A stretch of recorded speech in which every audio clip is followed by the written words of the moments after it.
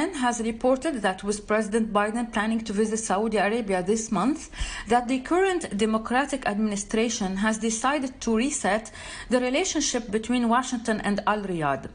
It contrasted such a development with how Saudi Arabia was described as a pariah by Biden and his assistants, and how his administration released an intelligence report pointing to the responsibility of Mohammed bin Salman in the killing of journalist Jamal Khashoggi. That decision led a number of American human rights groups to condemn Biden's decision to visit Saudi Arabia.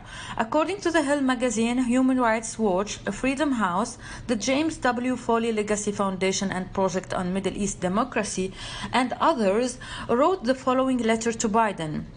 Efforts to repair the U.S. relationship with the government of Saudi Arabia without a genuine commitment to prioritize human rights are not only a betrayal of your campaign promises, but will likely embolden the Crown Prince to commit further violations of international human rights and humanitarian law. In addition, the Washington Post did publish what Saudi dissidents had felt in terms of a sense of betrayal regarding the planned meeting between Biden and Crown Prince Mohammed bin Salman. It stated the following: "We as Saudi activists harmed by MBS feel betrayed by Biden." Abdullah Al-Ouda, a US-based researcher whose father has been imprisoned since 2017, wrote on Twitter, "Shaking hands with the same person who killed our friend Khashoggi, arrested our loved ones and tortured them, banned many of our family members from travel in order to blackmail us and harass us here in the US." President Joe Biden himself has commented on his coming trip to the kingdom. Again, the Washington Post quoted Biden saying, "Look, I'm not going to change my view on human rights, but as President of the United States, my job is to bring peace if I can." In answering his critics about the possibility of meeting MBS, he replied, "We're getting way ahead of ourselves."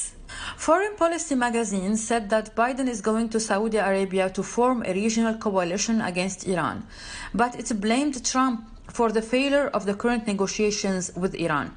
A fair question is, how can Trump be judged wrong on Iran if Biden could be adopted soon, the policy advocated by him and Saudi Arabia versus Iran's nuclear program years ago?